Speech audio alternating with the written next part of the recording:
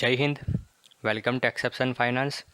तो आज हम यहाँ पर एक एनालिसिस के ऊपर हमारा ये वीडियो होने वाला है, जहाँ पर मैं पूरे एक सेक्टर का एनालिसिस करके बताऊंगा।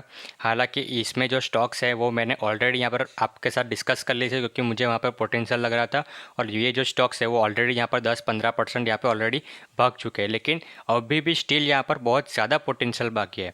तो इसीलिए मुझे यहाँ पर फिर से वीडियो बनाना पड़ रहा है कि अगर यहाँ पर आपने अभी तक भी ट्रेड नहीं लिया है तो आपके पास यहाँ पर कितने कितने दिन का यहाँ पर समय बाकी है आपको ट्रेड लेने के लिए, और आप यहाँ पर कब तक यहाँ पर आपको सेल करना है, आपका टारगेट क्या है। वो जो मेरा पर्सनल एनालिसिस है वो आपके सामने मैं शेयर करने वाला हूँ। जो हालांकि ये कोई रिकमेंडेशन नहीं, आपको अगर अच्छा लगता है तो कीजिए, नहीं अच्छा लगता है तो मत कीजिए। ये बस मैं अपना एनालिसिस है जो यहाँ पर पब्लिकली शेयर कर रहा हूँ, कि फिर जब टारगेट हिट हो या फिर ना हो तो यहाँ पर मुझे पता लगे कि मेरा जो स्टडी है वो कैसा जा रहा है। ठीक है, तो यहाँ पर आज मैं बात करने वाला हूँ आईटी सेक्टर के बारे में। ठीक है, यहाँ पर आईटी सेक्टर के बारे में बात करने वाला हूँ। यहाँ पर मेरे आपको बहुत सारी वीडियोस दिख जाएंगी जब यहाँ पर अपना आईटी यहाँ पर था, और मैंने बोला था कि यहाँ पर हायर लोस जो है वो बन रहे हैं, और यहाँ पे कभी भी ब्रेकआउट यहाँ पर हो सकता है। यहाँ पे ब्रेकआउट के बाद हमको इतना जो बड़ा मूवमेंट है वो देखने को मिल भी गया, और बाकी जो इंडिविजुअल स्टॉक्स है उसमें तो बहुत ज़्यादा अच्छा खासा मूव जो है हमको देखने को मिला हुआ था। जैसे कि आप यहाँ पर देखेंगे तो ये वाला वीडियो था 19 मई का। ठीक है, 19 में। और यहाँ पर देखिए इन्फोसिस कितने पर ट्रेड कर रहा था, 1338 पर यहाँ पर ट्रेड कर रहा था। लेकिन यहाँ पर आज अगर आप इन्फोसिस देखें तो ऑलमोस्ट 1470 पे ट्रेड कर रहा है अब भी इन्फोसिस, जबकि जैसे कि ऑलमोस्ट 170 पॉइंट्स के यहाँ पर हमको जंप जो है देखने को मिल रही थी। मैंने आपको यहाँ पे बताया था। और यहाँ से लेकर यहाँ तक का अगर आप रिटर्न कैलकुलेट करें यहाँ से यहाँ तक का, तो यहाँ पर देखिए ऑलमोस्ट यहाँ पर 11% तक का रिटर्न जो है आपको देखने को स्टिल मिल जाता है। लेकिन क्या इसका मतलब ये हो गया कि अब ये और भागेगा? नहीं नहीं, इसमें और ज़्यादा पोटेंशियल है, तभी मैं आपके सामने ये सारी चीज़ें जो है वो यहाँ पर ला रहा हूँ। ठीक है, तो सबसे पहले हम शुरुआत करते हैं आईटी सेक्टर कैसे बिहेव करता है। तो फिर से हम आईटी पे आ जाते हैं। तो यहाँ पर मैं बार बार आपको बता रहा था कि आप यहाँ पर 12 तारीख से पहले आप सेल कर दीजिए। ये जो स्टॉक्स बता रहा हूँ आपको 12 तारीख से पहले सेल कर दीजिए। लेकिन किसी ने यहाँ पर एक क्वेश्चन नहीं किया कमेंट में कि भाई ये तू 12 तारीख, तेरे हर वीडियो में देखता है कि 12 तारीख, तो 12 तारीख हर बार बोलता रहता है कि 12 तारीख से पहले सेल कर दे। तो ये क्यों सेल करना है, तो किसी ने पूछा नहीं, इसलिए मैंने बताया नहीं था। लेकिन अब हालांकि मैं यहाँ पर पूरा एनालिसिस कर रहा हूँ उस सेक्टर का, तो मैं अभी आपको बता देता हूँ इसका पीछे का रीज़न। तो आप यहाँ पर देखिए 12 अप्रैल, तो 12 तारीख के बाद यहाँ पर देखिए 12 तारीख पे यहाँ पर कितना बड़ा फॉल आ गया। यहाँ पर देखिए अगर मैं यहाँ पर मेज़र करूँ तो यहाँ पर सीधा आपको देखने को मिल रहा है 8-10-9% तक का गिरावट आपको सीधी यहाँ पर देखने को मिल रही है वो पूरे सेक्टर में। तो वो क्या क्यों हो रहा है, यहाँ पर देखिए ये 12 अप्रैल, ये देखिए 12 जनवरी, और यहाँ पर देखिए एक और, ये वाला मैं बंद ही कर देता हूँ अभी, उसकी कोई ज़रूरत नहीं है। यहाँ पर देखिए 12 तारीख फिर से यहाँ पे फिर से गिरावट शुरू। तो ये सब चीज़ें यहाँ पर आपको क्यों देखने को मिलती है। यहाँ पर देखिए 12 तारीख को, इसके बाद यहाँ पर देखिए कितना नीचे, यहाँ पर भी देखिए 12 तारीख के बाद कितना नीचे।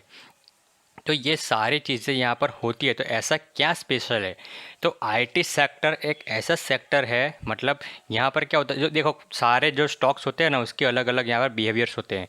कुछ स्टॉक्स ऐसे होते हैं कि जो रिज़ल्ट आने के बाद बढ़ते हैं, जो रिज़ल्ट अगर अच्छा आया तो स्टॉक बढ़ेगा। ठीक है, कुछ स्टॉक ऐसे होते हैं जो रिज़ल्ट आने से पहले बहुत ज़्यादा बढ़ जाते हैं, और उसके बाद रिज़ल्ट आने के बाद अगर रिज़ल्ट अच्छा आया फिर भी प्रॉफिट बुकिंग होगा, और रिज़ल्ट ख़राब आया फिर भी प्रॉफिट बुकिंग होगा।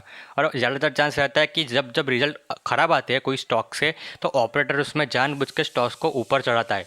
देखिए जितने भी टाइम अगर ऐसा हुआ होगा, तो जब जब किसी स्टॉक का रिजल्ट ख़राब आता है तो ऑपरेटर उसको बढ़ाता रहता है रिजल्ट ख़राब आने के बाद भी, ताकि रिटेल इन्वेस्टर उसमें फंस जाए, उसके बाद फिर वो डंप करता है। तो ये सारी चीज़ें यहाँ पर होती है। तो यहाँ पर ये क्या इवेंट है, यहाँ पर इवेंट होती है अपनी रिजल्ट की सीज़न की शुरुआत होती है। तो आईटी सेक्टर में बेसिकली क्या होता है कि आईटी सेक्टर में पहले एक कंपनी का रिजल्ट आता है, और अगर वो कंपनी का रिजल्ट शानदार रहा तो उसके बाद इतनी तेज़ रैली होती है, इतनी तेज़ रैली होती है कि भाई सब कुछ ओवर वैल्यूड हो जाता है।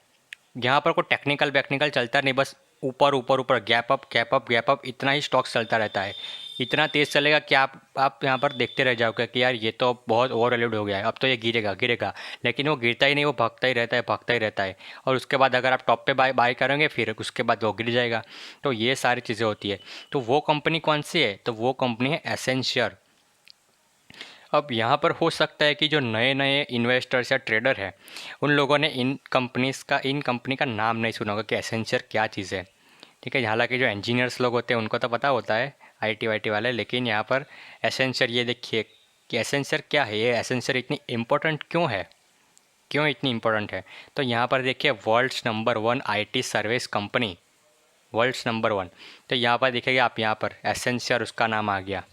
तो इसीलिए ये कंपनी इतनी इंपॉर्टेंट रहती है कि अगर एसेंचर इतनी नंबर 1 कंपनी ने कुछ अच्छा परफॉर्मेंस दिया है इतने, यानी कि मैक्रो इकोनॉमिक्स में कोई प्रॉब्लम नहीं होता है। जैसे कि यहाँ पर आप देखेंगे कि कोई सेक्टर में प्रॉब्लम होता है तो पूरा सेक्टर ही डाउन होता है, मतलब पता है कि पूरा सेक्टर ही डाउन होता है। लेकिन अगर किसी कंपनी ने एकदम आउटस्टैंडिंग रिजल्ट दे दिया, यानी कि पता लग गया कि भाई यहाँ पर सेक्टर में कोई प्रॉब्लम नहीं है, अगर फिर प्रॉब्लम होगा तो फिर कंपनी के अंदर का ही प्रॉब्लम होगा। तो इसीलिए यह क्या करते हैं, प्रोजेक्शन लगा के कंपनी के एक्सपेक्टेशन के हिसाब से जो प्रोजेक्शन है वो रखते हैं, जो बड़े बड़े रेटिंग एजेंसीज होती है। और अगर वो हिट होते हैं तो फिर अच्छी बात है, वो स्टॉक्स भागेगा। लेकिन यहाँ पर फिर ऐसी चीज़ें यहाँ पर जो होती है, तो यहाँ पर क्या होती है कि हमारे जो आईटी सेक्टर होता है वहाँ पर क्या होता है कि सबसे पहले रिजल्ट कौन पेश करता है, एसेंचर। एसेंचर के नंबर सबसे पहले आ जाते हैं और उसी के बाद ही आईटी सेक्टर है जो आउट ऑफ कंट्रोल हो जाता है, लिटरली आउट ऑफ कंट्रोल हो जाता है। आईटी सेक्टर इतना दबा के भागता है एसेंचर के पहले। इसलिए मैं यहाँ पर आपको बोलता रहता हूँ कि अभी भी मौका है, बाई कर लो, बाई कर लो, बाद में मौका नहीं रहेगा। क्यों? क्योंकि फिर एसेंचर के नंबर आ गए एक बार के लिए, फिर आपको चांस ही नहीं मिलेगा कि आप बाई करें, क्योंकि आपकी हिम्मत ही नहीं होगी। स्टॉक्स यहाँ पर कितने कितने परसेंट तक भाग जाएंगे, आप सोचेंगे कि यार इतने हायर लेवल पर मैं बाई करूँ, यही सोचते रह जाओगे। तो इसलिए मैं आपको ये सब बताता रहता था। उसके बाद आते हैं टीसीएस के नंबर, उसके बाद आते हैं इन्फोसिस के नंबर, उसके बाद आते हैं एचसीएल टेक एंड विप्रो के नंबर। तो इस तरीके से यहाँ पर जो है रिजल्ट की सीज़न आती रहती है। अब यहाँ पर एक इम्पोर्टेंट चीज़ आई हुई है, वो क्या हुए है यहाँ पर देखिए, रिसेंट अपकमिंग इवेंट्स। तो यहाँ पर एसेंचर ने डिक्लेयर किया है कि भाई वो 14 मतलब 24 जून को यहाँ पर जो है अपना जो रिज़ल्ट है वो पेश करने वाली है। तो यहाँ पर देखिए अभी तक कितनी तारीख हो चुके हैं, यहाँ पर 16 तारीख और यहाँ पर देखिए 24, यानी कि नेक्स्ट एक्सपायरी तक। अब ये समझ के चलिए नेक्स्ट एक्सपायरी तक का टाइम है आपके पास। ये तारीख के बाद कितने दिन बचे हैं, 25 मतलब 25।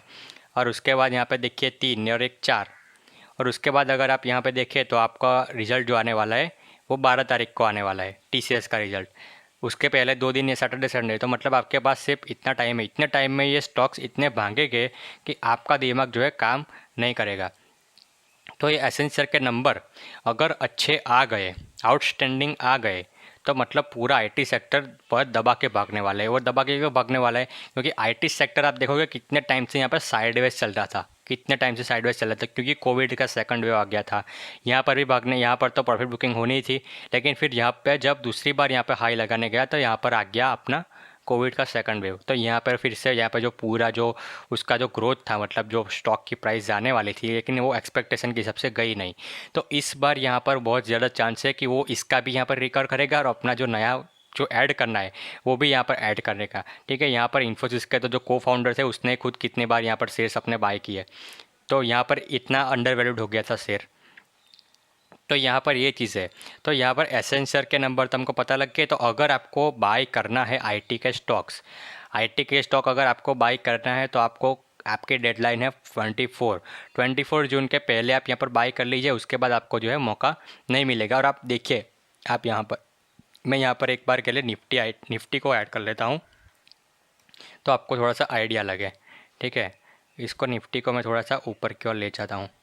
यहाँ पर देखिए ये निफ्टी इतना यहाँ पर गिरा हुआ है, लेकिन जो आईटी के स्टॉक्स है वो यहाँ पर अभी भी नहीं गिर रहे हैं। यहाँ पर देखिए इतना स्ट्रांगली यहाँ पर होल्ड कर रहा है। यहाँ पर देखो टीसीएस, यहाँ पर देखिए इतना यहाँ पर होल्ड ही कर रहा है, यहाँ पर उसका कोई है ही नहीं।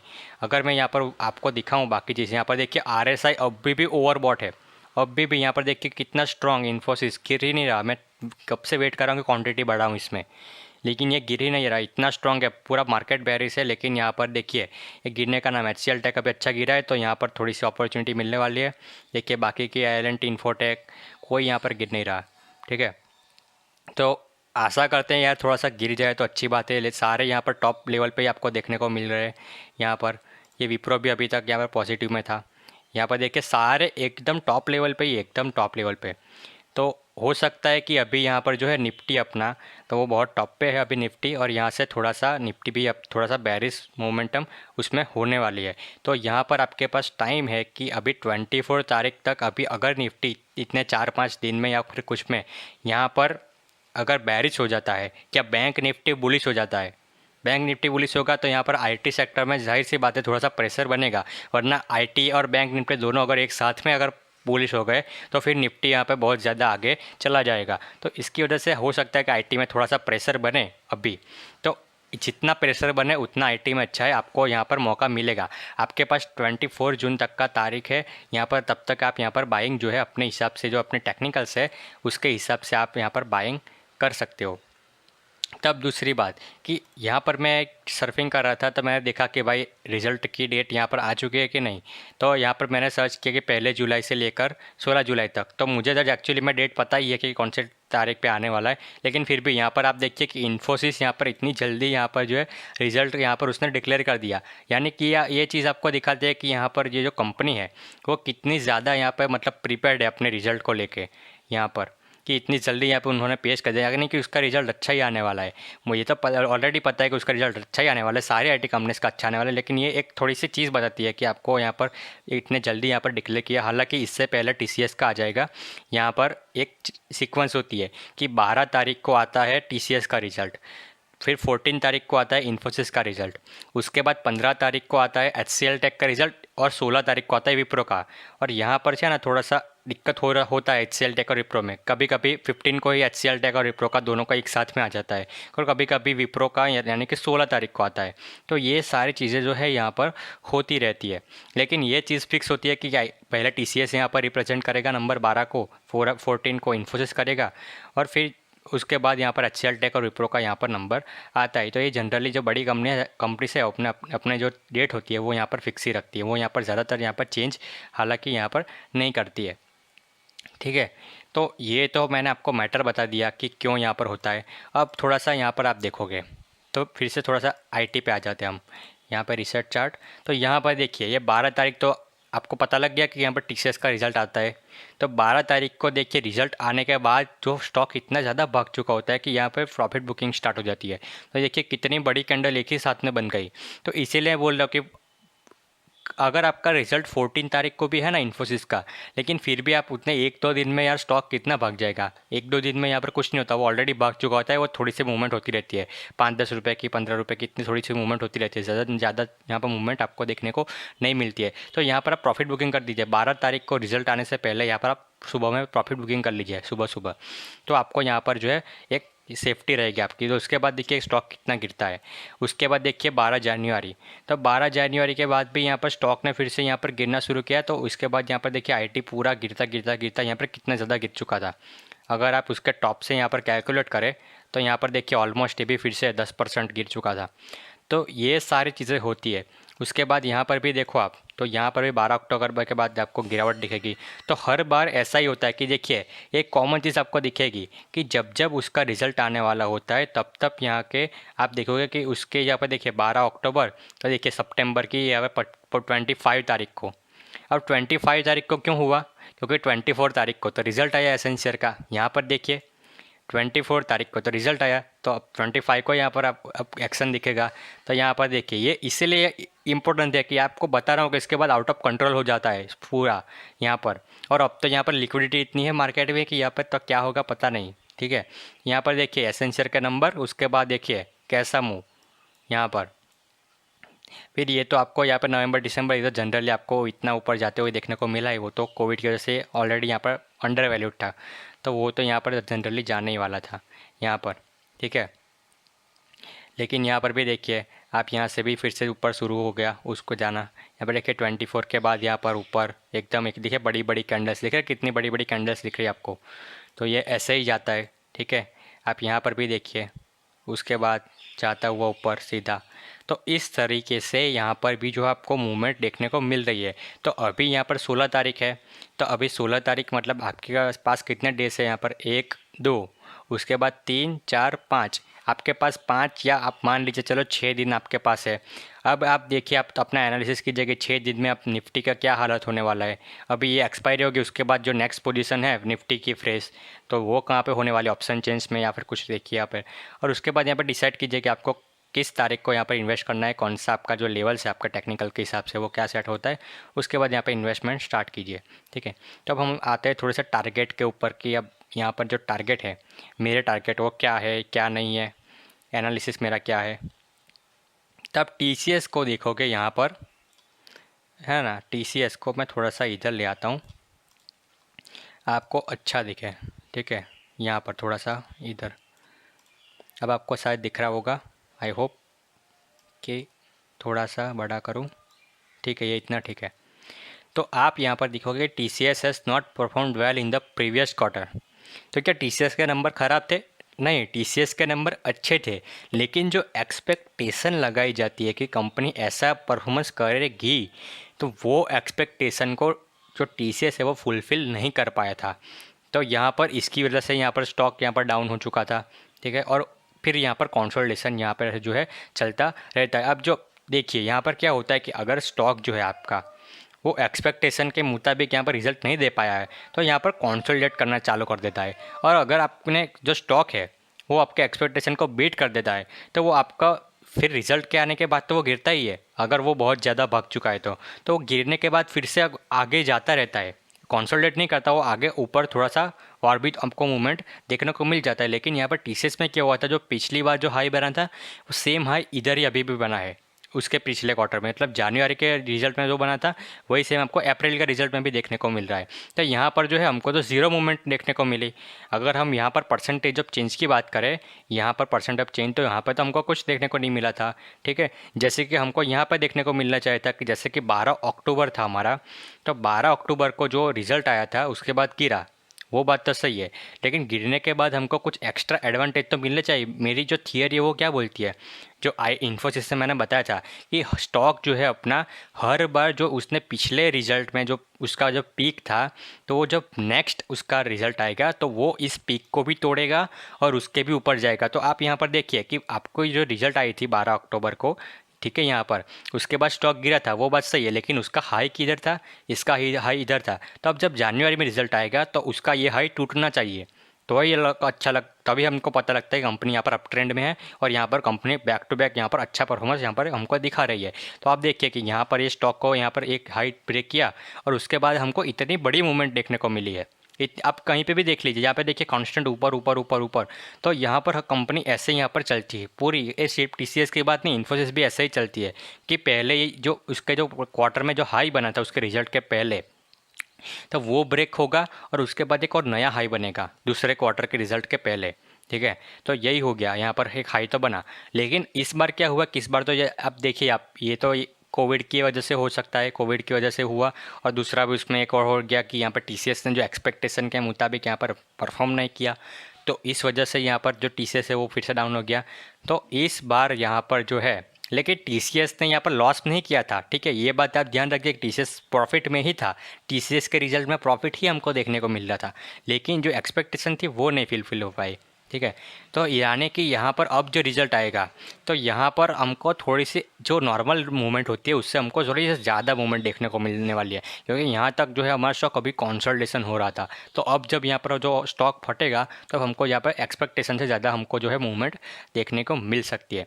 तो इसीलिए यहाँ पर मैंने अपनी कैलकुलेशन के हिसाब से जो टारगेट सेट किया है और उसका टारगेट सेट किया है 3712, ये टारगेट मैंने रखा है। अभी चल रहा है स्टॉक कितने पे, 3260 पे स्टॉक चल रहा है, यहाँ पर 3712 का मैंने टारगेट रखा है, यानी कि 300 और 400 पॉइंट का मैंने यहाँ पर जो है ऑलमोस्ट यहाँ पर रखा है टारगेट, जो कि ऑलमोस्ट 15% का टारगेट अब भी बाकी है।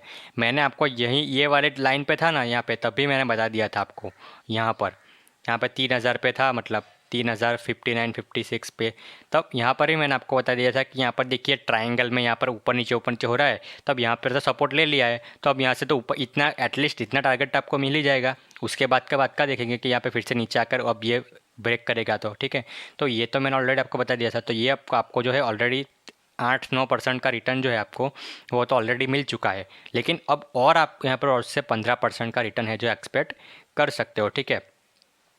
तो अब यहाँ पर जो रिज़ल्ट आएगा उसका इस बार का, तो वो यहाँ पर क्वार्टर एंड क्वार्टर बेसिस पे भी यहाँ पर उसको बीट करेगा, क्योंकि क्वार्टर में पिछले क्वार्टर में इतना खास उसका रिजल्ट परफॉर्मेंस नहीं था।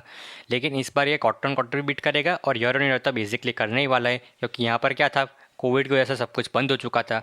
तो यहाँ पर तो जितनी भी कंपनीज हो गई, सिर्फ टीसीएस नहीं, जितनी भी कंपनीज है वो अपने ईयर ऑन ईयर बेसिस पे तो बहुत ज़्यादा यहाँ पर हद तक यहाँ पर बीट करने वाली है रिजल्ट को, क्योंकि वहाँ पर तो लॉकडाउन लगे हुए थे, तो यहाँ पर तो उनका धंधा ही बंद था। ठीक है, तो ये चीज़ हमारी हो गई इन TCS की। यहाँ पर टारगेट देख लीजिए 37-12 और 15% का यहाँ पर मूव है ऑलमोस्ट। उसके बाद आते हैं हम इन्फोसिस के ऊपर। यहाँ पर देखिए इन्फोसिस ने अभी एक कितना अच्छा मूवमेंट ऑलरेडी दे दिया है यहाँ पर इन्फोसिस ने। तो इन्फोसिस में यहाँ पर बात थोड़ी सी अलग है, जहाँ पर जब यहाँ पर बात की अलग क्या है कि यहाँ पर आप देखिए अप्रैल में यहाँ पर, तो मैं इसकी बात कर रहा था, किसकी बात कर रहा था कि यहाँ पर देखो टीसीएस में क्या हुआ था कि जो उसका हाई था ना, वो जो पिछली बार यहाँ पर देखिए जनवरी में जो उसका हाई बना था ना, वही हाई उसका जो जो अप्रैल में बना वो भी उतना ही बना था टीसीएस का। क्यों? क्योंकि उसमें कोविड भी था और उसमें यहाँ पर उसका रिजल्ट में जो एक्सपेक्टेशन थी, वो एक्सपेक्टेशन के हिसाब से उसका परफॉर्मेंस नहीं हुआ था। ठीक है, लेकिन यहाँ पर देखिए आपको स्लाइटली डिफरेंस दिखेगा कि यहाँ पर उसका जो हाई था वो तो ब्रेक हुआ ही हुआ यहाँ पर, लेकिन उससे भी ऊपर यहाँ पर स्टॉक ने इतना बड़ा हाई बनाया था, इतना बड़ा हाई। यहाँ पर देखिए कितना बड़ा हाई है। तो ये डिफरेंस होता है कि अगर कंपनी यहाँ पर अच्छा परफॉर्मेंस देती है तो यहाँ पर जो है उसका जो एक्सपेक्टेशन के मुताबिक यहाँ पर जो है मूवमेंट उसमें दिखती ही दिखती है। तो यहाँ पर जो थियरीज है वो आप कहीं भी टाइम पे देख लीजिए। आप यहाँ पर देखिए 12 अक्टूबर, यहाँ पर देखिए यहाँ पर जो हाई बना था उस टाइम, यहाँ पर जो हाई बना था उसका जो कंपनी का, तो नेक्स्ट रिजल्ट यानी कि अब जनवरी में आएगा तो वो तो उससे ज़्यादा ही होना चाहिए, क्योंकि कंपनी इतने जो रिटर्न्स है मतलब उतने परसेंट से ग्रो कर रही है, तो आपका स्टॉक भी तो उतने परसेंट से ग्रो होना चाहिए। तो यहाँ पर देखिए कि आपकी जो कंपनीज है उसने तो यहाँ पर इतना रिटर्न दिया था, तो जाहिर सी बात है कि स्टॉक यहाँ पर उतना उससे ज़्यादा ही उसका हाई टूटना चाहिए। तो ये पर देखिए उसका हाई था, यहाँ पर टूटा, उसका नया हाई बना। अब यहाँ पर ये उसका हाई है, उसके बाद गिरा, वो तो सही है, प्रॉफिट बुकिंग होती है, लेकिन उसके बाद जब नेक्स्ट रिजल्ट आएगा तो ये हाई टूटना चाहिए। देखिए यहाँ पर टूट गया ये हाई। अब यहाँ पर देखिए ये वाला रिजल्ट आगे चुका था अप्रैल वाला, अब यहाँ पर किसका रिजल्ट आएगा, जुलाई का। तो अब ये क्या हुआ, ये वाला जो हाई है हमारा ब्रेक होना चाहिए, इसके ऊपर ही हमारा स्टॉक यहाँ पर जाना चाहिए। तो आप देखिए ऑलमोस्ट यहाँ पर ये जो हाई है वो यहाँ पर ऑलमोस्ट यहाँ पर टूटने ही वाला है। यहाँ पर देखिए ऑलमोस्ट इस पे ही आके स्टॉक हमारा खड़ा है। ठीक है, तो ये वाला जैसे ही हाई ब्रेक होता है बहुत बड़ा मूवमेंट हमको देखने को मिलने वाला है। तो इन्फोसिस में अभी भी जहाँ पर थोड़ा सा कॉन्सोलिडेशन में हमको जो स्टॉक है वो देखने को मिल सकता है। तो आप यहाँ से हो सकता है कि ज़्यादा से ज़्यादा क्वान्टिटी आप यहाँ पर उठाने की ट्राई कीजिए। मैंने तो आपको यहाँ पे ही बता दिया था इन्फोसिस ले लीजिए, लेकिन फिर कि आपने अगर नहीं ले रखा है तो आपको यहाँ पर मैं टारगेट जो है आपके सामने यहाँ पर ला के देता हूँ। आप देखिए पहला टारगेट रहेगा हमारा 1622 और अगर ये 1622 वाला जो टारगेट है वो हमारा 8 या 9 तारीख पहले अगर हिट हो जाता है तो हम यहाँ पर दूसरा टारगेट यहाँ पर 1700 के लिए भी जा सकते हैं। ठीक है, और मेरा तो मानना है 1700 से भी आगे जाएगा, लेकिन फ़िलहाल हम यहाँ पर थोड़ा सा अपनी इमोशंस को साइड पे रख के हम यहाँ पर जो हमारी टेक्निकल्स बोलती है वही हम करेंगे। यहाँ पर आकर हमको प्रॉफिट बुक करना है तो करना है, उसके बाद जो स्टॉक को जो करना है करे। ठीक है, तो ये है। तो यहाँ पर देखा कि स्टॉक यहाँ पर बहुत अंडर वैल्यूड हो चुका था ये वाला टाइम पे, तो मैंने आपको बताया था। ठीक है, लेकिन उसके बाद भी यहाँ पर जो है 12% जैसे समथिंग का मूव है, लेकिन और भी यहाँ पर जो जो मूव है अभी एक्सपेक्टेड है। यहाँ पर एक कैलकुलेट कीजिए कि यहाँ पर देखिए अभी भी यहाँ पर 1467 पे स्टॉक चल रहा है, लेकिन जो टारगेट है हमारा वो है 1622 और 1700 का हमारा जो है टारगेट है। तो वो आसानी से यहाँ पर हिट हो जाएगा। तो आप यहाँ पर इन्फोसिस में भी यहाँ पर जा सकते हो। इन्फोसिस में यहाँ पर बहुत अच्छी यहाँ पर अपॉर्चुनिटी है एक। और अगर आप यहाँ पर जो इन्फोसिस के बारे में मैंने एक स्पेशल वीडियो बना था कि this stock will make you rich. ठीक है, तो इन्फोसिस 2021 में यहाँ 2022 में यहाँ पर जो एक आधा साल ख़त्म हो जाएगा तब यहाँ पर इन्फोसिस आपको बोनस भी दे सकता है। तो उस टाइप में अगर आप यहाँ पर होल्ड करते हो तो ये आपको बहुत ज़्यादा आपकी जो रिटर्न्स है वो बहुत ज़्यादा यहाँ पर हो जाने वाले हैं। ठीक है, तो आप अगर थोड़ा सा 1 साल के लिए यहाँ पर होल्ड करना चाहते हो अभी तो बहुत अच्छी बात है, फिर तो आपके रिटर्न्स मतलब आउटस्टैंडिंग हो जाएगा सबसे। लेकिन अगर आप ट्रेडर हो तो आप यहाँ पर जो है ट्रेडिंग कर सकते हो। आप फिर से यही सेम चीज़ के 12 जुलाई से पहले आप एग्ज़िट कर जाइएगा आपकी सेफ्टी के लिए। ठीक है, तो ये एक चीज़ है। उसके बाद बात करते हैं हम HCL टेक्नोलॉजीज़ की। ठीक है, HCL टेक्नोलॉजीज़ की बात करते हैं। तो यहाँ पर ये जो स्टॉक है हमारा HCL टेक, तो यहाँ पर थोड़ी सी दिक्कत हो गई थी। दिक्कत क्या हो गई थी कि यहाँ पर देखेंगे आप कि यहाँ पर उसका रिज़ल्ट आया था HCL टेक का। यहाँ पर HCL टेक का रिज़ल्ट 15 तारीख को आता है, ठीक है, लेकिन उससे पहले ही गिरना शुरू हो चुका था। तो इसीलिए मैं आपको बता रहा हूँ कि आप सेफ्टी के लिए आप पहले ही सेल कर दीजिए, 12 तारीख को ही सेल कर दीजिए ताकि आपको यहाँ पर दिक्कत ना हो, ठीक है। तो आप यहाँ पर सेल कीजिए ऊपर, और उसके बाद देखिए यहाँ पर क्या होता है, HCL टेक का रिज़ल्ट ख़राब आया था। अब कई लोग सोचेंगे क्या कंपनी बर्बाद हो गई? नहीं भाई, रिज़ल्ट ख़राब आया, ढूंढो रीज़न, इसके पीछे का रीज़न क्या है। तो उसके पीछे का रीज़न था कि भाई ये जो स्टॉक है ना, उसने यहाँ पर अपने माइलस्टोन कंप्लीट किए है बहुत अच्छा। तो इसकी वजह से उन्होंने अपने जो कंपनी के एम्प्लॉयज़ हैं उनको बोनस दिया है, उनकी सैलरीज बढ़ाई है। तो उसकी वजह से जाहिर सी बात है वो तो अपनी एम्प्लॉय एक्सपेंसेस में आएंगे, तो वो तो जाहिर सी बात है कि उनका प्रॉफिट यहाँ पर डाउन ही होने वाला है। तो ये चीज़ है, तो ये तो ये कंपनी के लिए अच्छी बात है। तो यहाँ पर भी कंपनी ने जो एक्सपेक्टेशन के हिसाब से उसको भी यहाँ पर ग्रो करना चाहिए था, वो ग्रो नहीं किया था। वो भी यहाँ पर सेम वही यहाँ पर देखिए, अब जनवरी में यहाँ पर कितना अच्छा मूव देखने को मिला था। उसके बाद यहाँ पर यहीं पर भी सेम चीज़, यहाँ पर अप्रैल में उसको जो मूव है वो देखने को नहीं मिला। तो वही हो कि यहाँ पर अब जो है मूव उसका जो ये भी हाई टूटेगा, और उसके बाद जो मूव है हमारा वो भी एक्स्ट्रा ऑर्डिनरी हमको देखने को मिलने वाला है। तो आप HCL टेक पे भी यहाँ पर बहुत ज़्यादा फोकस यहाँ पर रख सकते हो। आप देखिए सबकी IT स्टॉक में सेम ही आपको कॉन्सेप्ट मिलेगा कि यहाँ पर रिजल्ट आने से पहले स्टॉक भागता है। यहाँ पर देखिए 12 अक्टूबर, उसके बाद यहाँ पर स्टॉक गिरता है, क्योंकि यहाँ पर जो है मार्केट फ्यूचर को डिस्काउंट करता है ब्रो। अब फ्यूचर को डिस्काउंट करेगा तो वो पहले आपको स्टॉक यहाँ पर बढ़ चुका होगा, और रिजल्ट आने के बाद वो गिर जाएगा, ठीक है। और उसके बाद गिरने के बाद जब फिर से अंडर वैल्यूड हो जाएगा तो फिर से आपके एक्सपेक्टेशन के नेक्स्ट क्वार्टर के एक्सपेक्टेशन के हिसाब से वो फिर से भागेगा। तो यही चलता रहता है IT सेक्टर में, ठीक है। तो मतलब स्टोरी सेम ही है कि उसका भी जो पिछली बार जो हाई बना था रिजल्ट के पहले, तो वो अब नेक्स्ट बार यहाँ पर रिजल्ट आएगा तो वो उसका हाई टूटेगा, और उससे बहुत ज़्यादा थोड़ा सा हमको बेनिफिट और मिलने वाला है। तो आप देखिए यहाँ पर आपको बेनिफिट मिला। अब यहाँ पर देखिए उसके बाद जुलाई में, उसके बाद यहाँ पर आपको बेनिफिट मिला। तो यही सेम चीज़ है कि उसका हाई टूटना ही वो तो फिक्स ही है। ये हाई अब नेक्स्ट रिजल्ट में टूटने ही टूटने वाला है, ये तो फिक्स है, उसके ऊपर भी जाने वाला है। तो यहाँ पर मेरा टारगेट है HCL टेक में, वो कितना है, 1238, 1238 का मेरा टारगेट है HCL टेक में। अभी भी यहाँ पर ये जो इतनी अभी चल रहा है स्टॉक की प्राइस, यहाँ से भी आप जो अच्छा खासा जो है टारगेट यहाँ पर ले सकते हो। अभी कितने पे चल रहा है, 975 पे चल रहा है, और यहाँ पे बात हो रही है 1238 की। यानी कि ऐसे सस्ते स्टॉक के लिए ये इतना वो बहुत ज़्यादा मूवमेंट है। एक्चुअली में 15-20% इतना ऊपर है इतना मूवमेंट, ठीक है। तो ये भी यहाँ पर बहुत अच्छी बात है। तो उसका भी सेम ही सीन है कि क्वार्टर एंड क्वार्टर रिजल्ट उसका आउटस्टैंडिंग आने वाला है, क्योंकि उसके पिछले वाले रिजल्ट में उसका प्रॉफिट बहुत ज़्यादा डाउन हो चुका था बोनस की वजह से, मतलब। तो ये चीज़ है। और उसके बाद सेम कोविड में तो सबका बिजनेस बंद था, तो ईयर ऑन ईयर बेसिस पे क्या होने वाला है, आउटस्टैंडिंग रिजल्ट आने वाला है। तो ये हो गया आपका HCL टेक्नोलॉजीज़, ठीक है। तो ये चीज़ हो गई।